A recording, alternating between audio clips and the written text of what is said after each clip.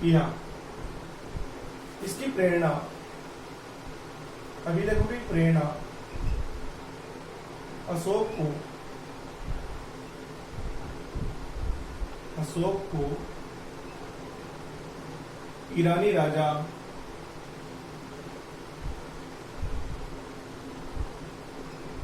Darius प्रथम यानी प्रथम या डेरियस प्रथम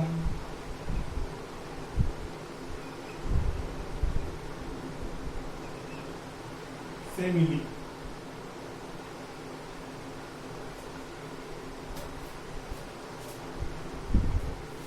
कहने की क्वेश्चन है कि अशोक का अभिलेख लिखने की जो प्रेरणा है वो किससे मिली, तो ईरानी राजा डेरियस प्रथम से मिली। इसमें कोई दो राय नहीं है कि आप इसकी प्रेरणा अशोक को ईरानी राजा डेरियस प्रथम से मिली, तो ये आप लिख सकते हो। धारा है डेरियस प्रथम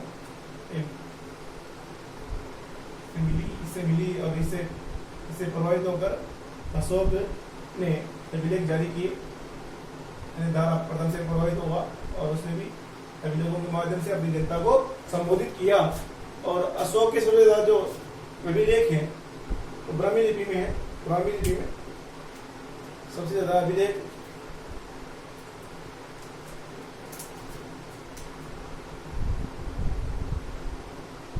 अशोक के सबसे ज्यादा अभिलेख ब्राह्मी लिपि में है, लिपि में लिखे गए, लिपि में है। पूछने भी आ सकता है कि अशोक के अभिलेख किस लिपि में, तो ब्राह्मी लिपि में, कोई दिक्कत नहीं है आपको, आप देख सकते हो आराम से। ये मोस्ट है, छोटा क्वेश्चन आ सकता है, एक नंबर का है तो ये है मनसेरा और शाहबाजगढ़ी जो अभिलेख है। मनसेरा और शाहबाजगढ़ी, मनसेरा व शाहबाजगढ़ी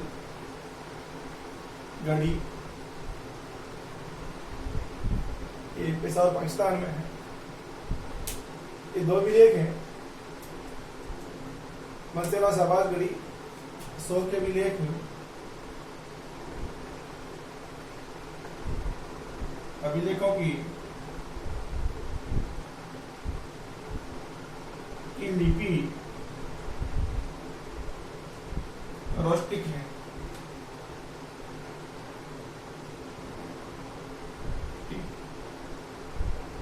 लिपि में रोस्टिक लिपि में लिखे गए हैं, लिखे गए हैं। जो मनसेरा है और शाहबाजगढ़ी है, ये दो अभिलेख ऐसे हैं अशोक के जिनको प्रोस्टिक लिपि में लिखा गया है। और नेक्स्ट दिल्ली टोपरा स्तंभ लेख, टोपरा से दिल्ली, टोपरा हरियाणा में, टोपरा से दिल्ली फिरोज तुगलक के द्वारा लाया गया था।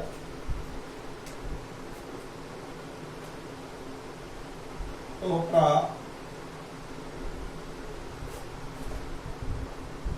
दिल्ली,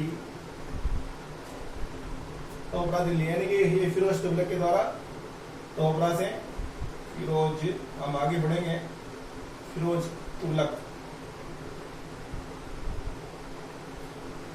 टोपरा से हरियाणा से दिल्ली लाया गया था। टोपरा दिल्ली जो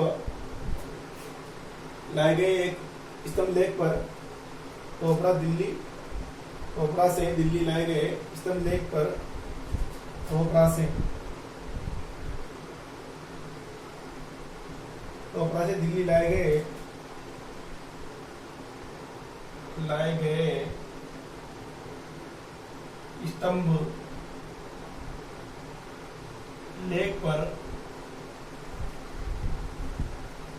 स्तंभ लेख पर, 7 लेख उत्कीर्ण, ने 7 लेख लिखे हुए, 7 लेख लिखे हुए हैं। और सब कुछ अच्छा है, इस पे ही 7 है, 7 लेख लिखे हुए हैं, लिखे हुए हैं। तो अपना से दिल्ली लाया गया जो स्तंभ लेख है उस पे 7 लेख लिखे हुए हैं और सब कुछ अच्छा है। तो ये अशोक की जो लेख, अशोक की जो विलेख को पढ़ने में पहली असफलता, देखिए मैं लिख देता हूं,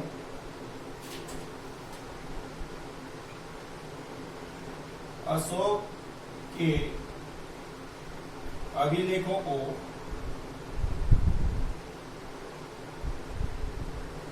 अशोक के अभिलेखों को पढ़ने में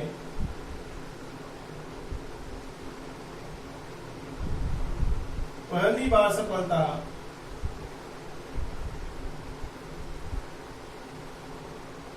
जेम्स प्रिंसेप ने की है। जेम्स प्रिंसेप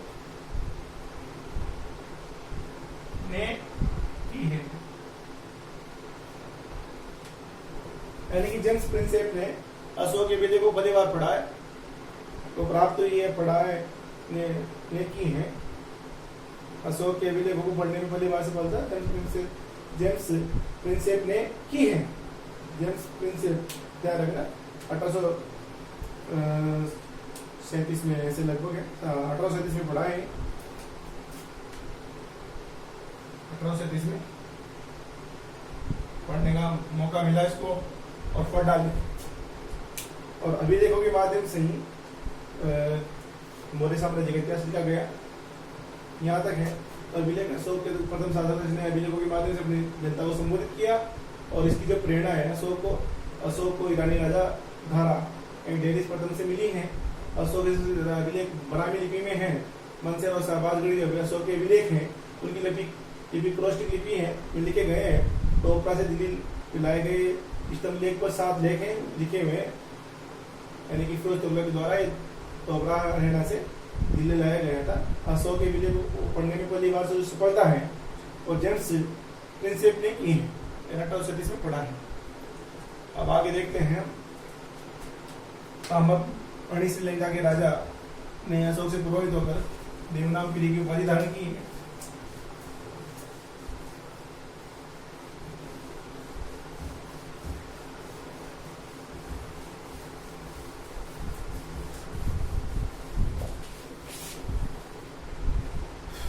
ताम्रपर्णी श्रीलंका के राजा, ताम्रपर्णी बोलते हैं, ताम्रपर्णी इसको श्रीलंका के बोलते हैं। श्रीलंका के राजा किसने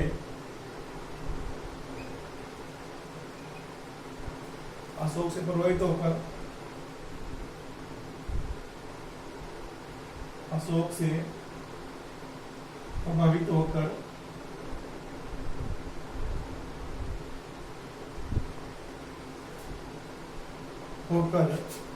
देवनाम पीरियड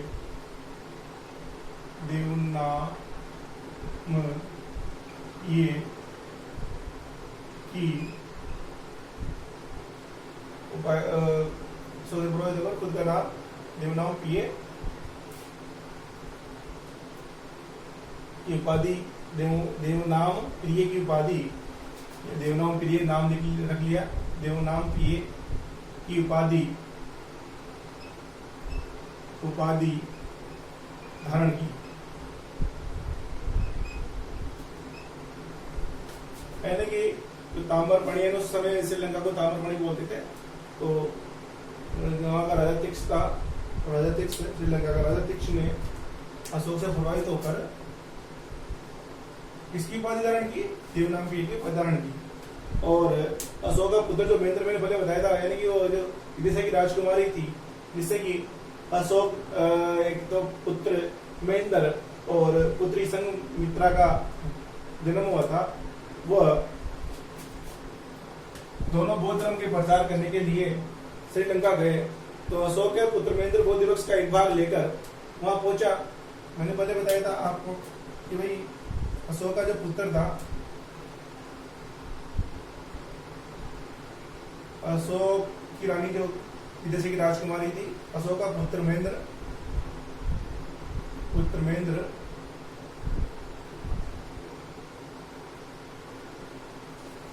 बोधि वृक्ष लेकर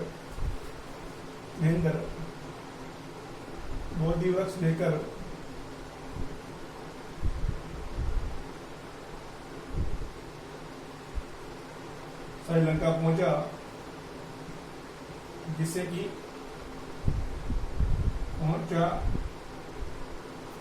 श्रीलंका में बौद्ध धर्म का प्रचार हुआ, जिससे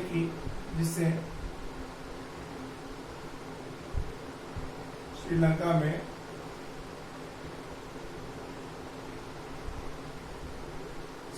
बौद्ध धर्म का पदार्पण हुआ है। श्रीलंका में बौद्ध धर्म का पदार्पण हुआ।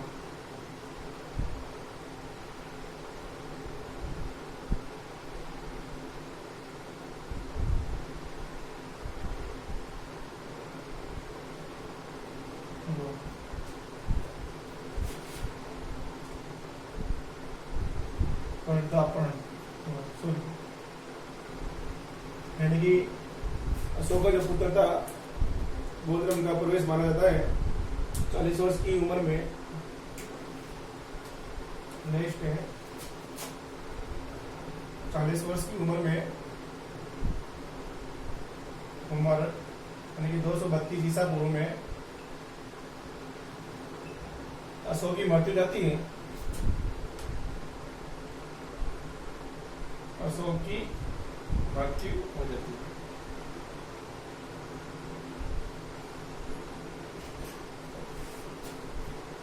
ये था कि जो है ताम्रपर्णी श्रीलंका का राजा अशोक से प्रभावित होकर देवनाम पीए की उपाधि करता है। अशोक का पुत्र जो महेंद्र है बौद्ध वृक्ष लेकर श्रीलंका पहुंचा, जिससे श्रीलंका के बौद्ध धर्म का प्रतापण हुआ। 40 वर्ष की उम्र में 232 ईसा पूर्व में अशोक की मृत्यु जाती है। अब देखते हैं हम अशोक के उत्तराधिकारी और मौर्य साम्राज्य का पता। यहाँ तक आपको समझ में आ गया होगा। देखिए बच्चों, अब अशोक के बाद में कोई भी ऐसा शासक नहीं था कि जो कि मौर्य साम्राज्य को सुदृढ़ता प्रदान करे और उसको आगे ले जाए। जितने भी शासक हुए और थोड़ा थोड़ा शासन करके और चल बसे, और ऐसा भी सम्राट पैदा नहीं हुआ अशोक की तरह से पूरे साम्राज्य को सुदृढ़ता दें। तो हम देखते हैं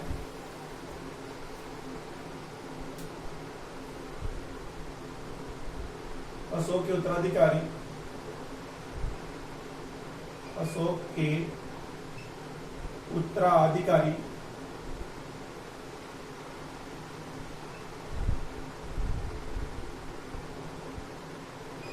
उत्तराधिकारी व मौर्य साम्राज्य का पता।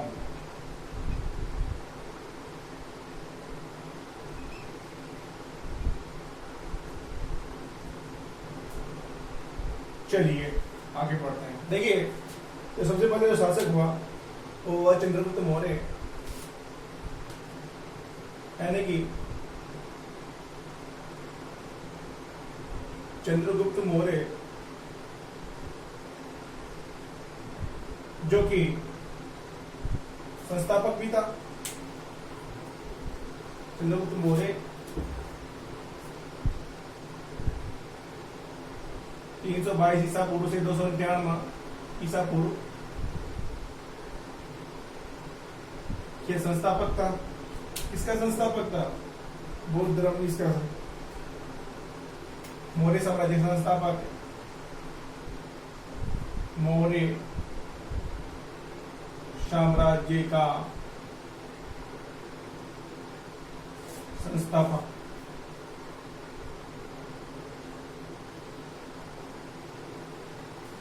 पिछले छोटा सा मौर्य साम्राज्य संस्थापक कौन था? तो चंद्रगुप्त मौर्य।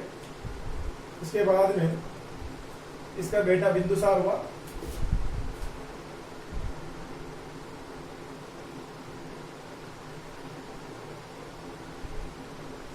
बिंदुसार जो 298 से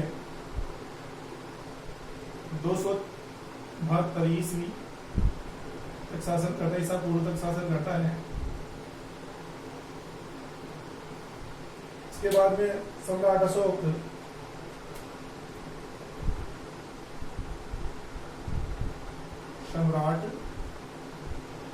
अशोक जो कि 273 से 273 ईस्वी से 232 ईस्वी तक शासन करता है, ईसा पूर्व तक शासन करता है सब। अब इसके बाद में जितने भी उत्तराधिकारी होते हैं वो निर्बल होते हैं, ऐसा नहीं है कि जो कि साम्राज्य को सुदृढ़ता प्रदान करे। तो इसके बाद में अशोक का जो पुत्र है कुणाल शासन करता है, कुणाल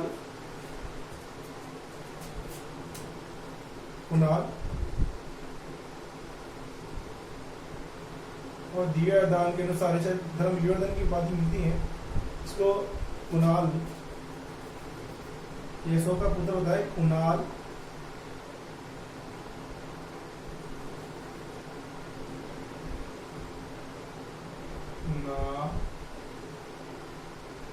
कुणाल नहीं, सॉरी,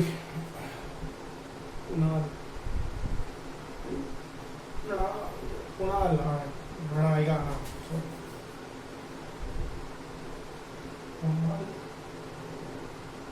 शासन करता है और दिए विधान के अनुसार विधान के अनुसार बौद्ध ग्रंथ के अनुसार इसको धर्म विवर्धन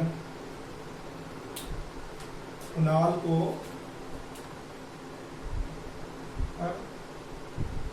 धर्म विवर्धन कहा गया है। किशन अजय भाई, धर्म विवर्धन किसे कहा गया है? सब कहा गया है। तो ये है कुणाल, इसको धर्म विवर्धन कहा गया है। विवर्धन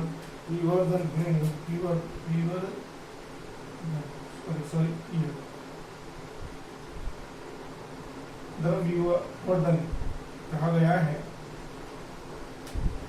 इसके बाद में कुणाल जब है तो इसके कुणाल के दो पुत्र होता है, एक संपर्ति और एक दशरथ, तो शासन करते हैं। जो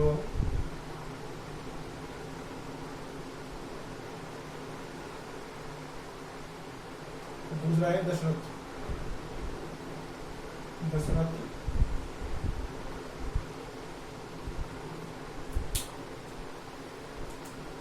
इसके बाद में अंतिम शासक होता है वह दत्त होता है और ये अंतिम मौर्य सम्राट होता है।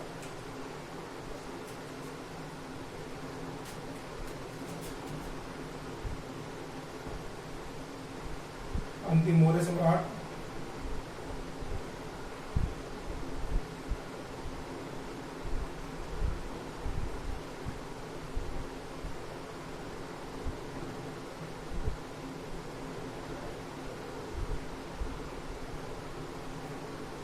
इसकी हत्या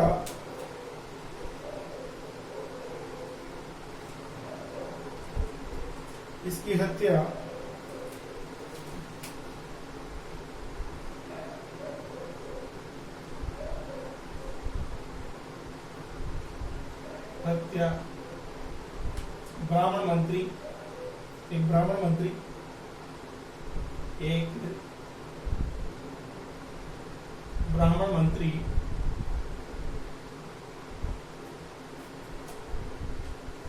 मंत्री पुष्यमित्र सुंग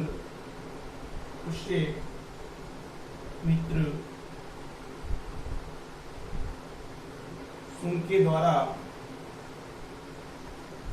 कर दी जाती है। ये इसका अमात्य भी होता है। अमात्य इसके कहते क्या है कि जब ये वह दत्त सेना का निरीक्षण करता रहता है तो उस समय इसके पीछे से तलवार रोक कर हत्या कर दी जाती है और इसके बाद में पुष्यमित्र शुंग के द्वारा, इसके बाद में शुंग वंश की लुट जाती है। इसके बाद में जो वंश आता है वो पुष्यमित्र शुंग, इसके बाद में शुंग वंश की नींव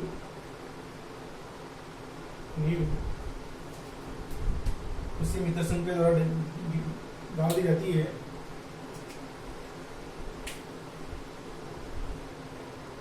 पुष्यमित्र शुंग के द्वारा डाल दी जाती है। दी जाती है 185 ईसा पूर्व, यानी कि ये 185 ईस्वी पूर्व। यहाँ तक हमने देख लिया। अब आगे जो नेक्स्ट है मौर्य साम्राज्य के प्रशासन के बारे में देखेंगे। तो सबसे पहले चंद्रगुप्त होता है। चंद्रगुप्त का बेटा बिंदुसार, बिंदुसार का बेटा अशोक और अशोक का बेटा कुणाल होता है। और कुणाल के 2 पुत्र होते हैं, संपत्ति भी 10 शासन करता है, 10। इसके बाद में अंतिम मौर्य सम्राट दत्त होता है, और जो उसका इगामाते है ब्राह्मण मंत्री होता है पुष्यमित्र शुंग, तो वो सेना का निरीक्षण करता रहता है। तो कमजोर शासक होता है तो इसको वो मार देता है, और ये अंतिम मौर्य सम्राट है। अब क्वेश्चन आ जाए कि अंतिम मौर्य सम्राट कौन सा था, तो आपका बहुत दर्द था, कंफ्यूज मत होना, बिल्कुल ऐसे स्टेप ध्यान रखना। अब कल पढ़ेंगे अपन, अगले टॉपिक में पढ़ेंगे मौर्य प्रशासन के बारे में। धन्यवाद।